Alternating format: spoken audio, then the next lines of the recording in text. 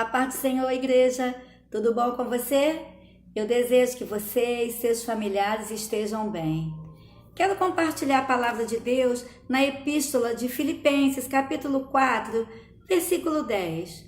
Ora, muito me alegrei no Senhor, por finalmente reviver a vossa lembrança de mim, pois já vos tinhais lembrado, mas não tinhais tido oportunidade. Não digo isto como por necessidade, porque já aprendi a contentar-me com o que tenho. Sei estar abatido e sei também ter abundância. Em toda maneira e em todas as coisas estou instruído, tanto a ter fartura como a ter fome, tanto a ter abundância como a padecer necessidade. Posso todas as coisas em Cristo que me fortalece. Que carta linda! Eu particularmente gosto muito dessa epístola porque ela nos dá grandes ensinamentos e lições valiosas para o nosso dia a dia. Essa cidade, Filipos, ela gozava de certo privilégio romano, estava sob o comando de Roma e tinha uma boa posição social, financeira, e foi nesse período que o apóstolo Paulo fundou a igreja, juntamente com Silas e Timóteo. E eu achei interessante perceber o elo de amizade, de respeito, de companheirismo que surgiu entre os irmãos e o apóstolo Paulo. Era uma igreja que o ajudava de todas as formas, ajudava com oração, com jejum, mantimentos, ofertas, donativos para Paulo e outras pessoas, enviava mensageiro para saber se ele estava bem, enfim. Foi um vínculo espiritual e afetivo muito bonito.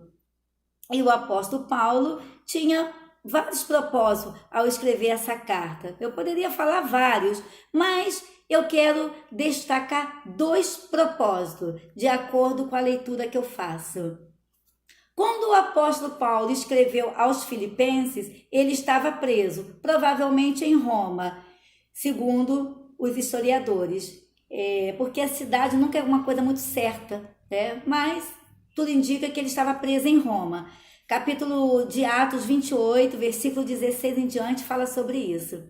E aí que começa a gratidão do apóstolo. Ele preso, só que ele estava preso de uma maneira domiciliar. Foi alugada uma casa, havia um guarda tomando conta dele, todavia ele tinha liberdade de falar as coisas referentes a Cristo. Ele podia pregar sobre a salvação em Cristo Jesus para os gentis, que era na maioria os habitantes da cidade, soldados, os judeus, todos os que pudessem e quisessem ir até a sua residência. Paulo tinha plena liberdade de ensinar. E diz a Bíblia lá no livro de Atos que ele passou os 2 anos pregando, ensinando sobre a salvação sem nenhum problema. E aí que começa.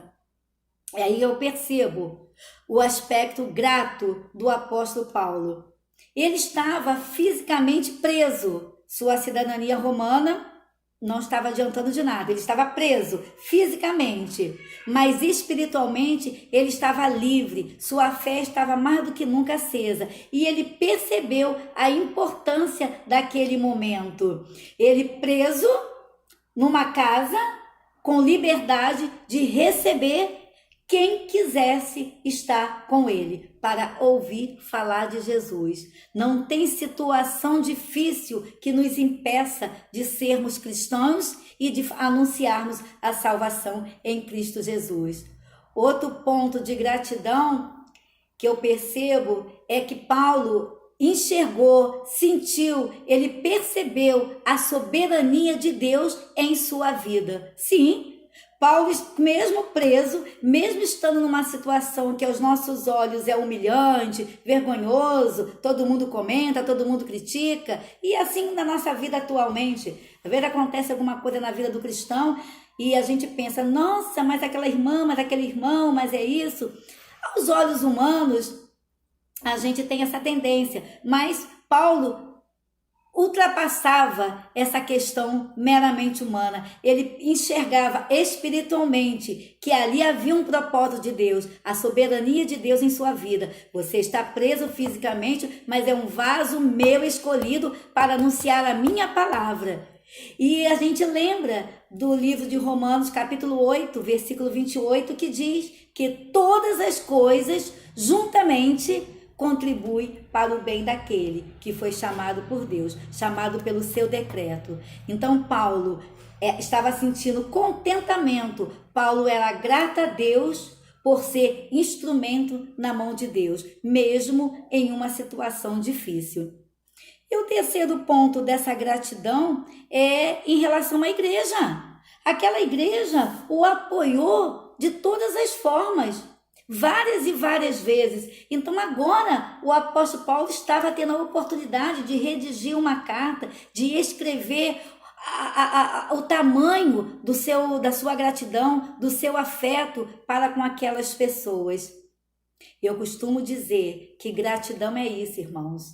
É você reconhecer o valor do outro na sua vida. É você reconhecer a importância do outro na sua vida. Paulo reconhecia a soberania de Deus na vida dele. Paulo reconhecia e sentia gratidão por tudo aquilo que ele havia recebido dos filipenses. Gratidão.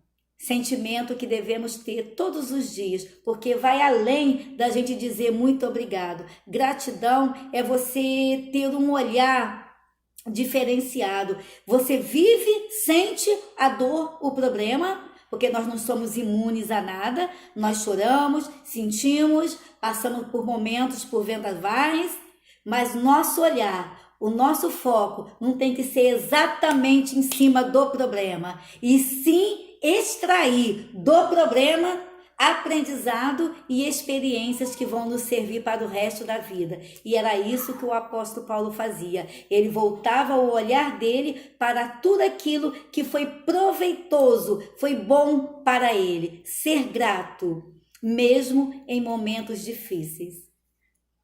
O outro ponto que me chama a atenção está no versículo 13, a outra palavra, né? Posso. Do verbo poder. Posso todas as coisas em Cristo que me fortalece. O original dessa palavra, poder, significa ter a capacidade, você ser capaz de. E aí eu não poderia deixar de falar desse momento triste, caótico que nós estamos vivenciando em relação a esse vírus, a pandemia. Então são momentos de tristezas, de medo, de angústia, talvez até um pouco de depressão, receios. Nós somos humanos e somos dotados de sentimentos. E podemos, por algum momento, em alguma situação da nossa vida, a gente sentir medo. Mas aí entra a palavra de Deus. O original da palavra, o significado, o sentido dessa palavra, não é que o apóstolo podia por ele mesmo, não é que nós podemos por nós mesmos, não, é o Senhor teu Deus, é o Jeová Jireh, o Deus da providência, é o El Shaddai, o Todo-Poderoso que te capacita, é Ele que te dá esse direito de falar, eu posso superar o medo, eu posso vencer a angústia, eu sou capaz de ultrapassar o meu limite de receio, de medo, porque em Cristo Jesus nós podemos todas as coisas.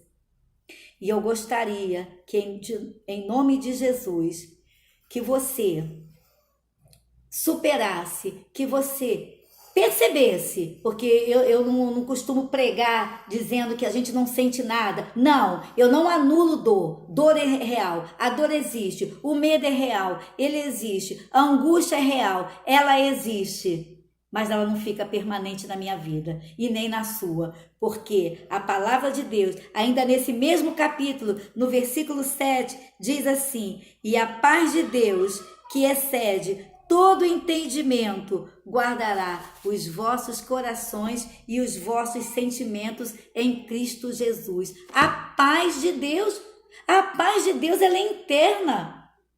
Ela te capacita, ela te dá o direito de dizer: eu posso, eu consigo em Cristo Jesus superar todos os meus medos.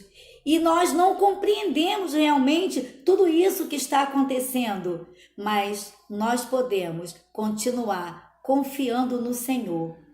E é isso que eu quero fazer nesse dia, compartilhar com você a minha confiança num Deus todo-poderoso, num Deus que fez e que faz, porque Ele foi, Ele é e será eternamente o Deus da nossa salvação e do nosso escape em todas as circunstâncias. Deus nos abençoe. Amém.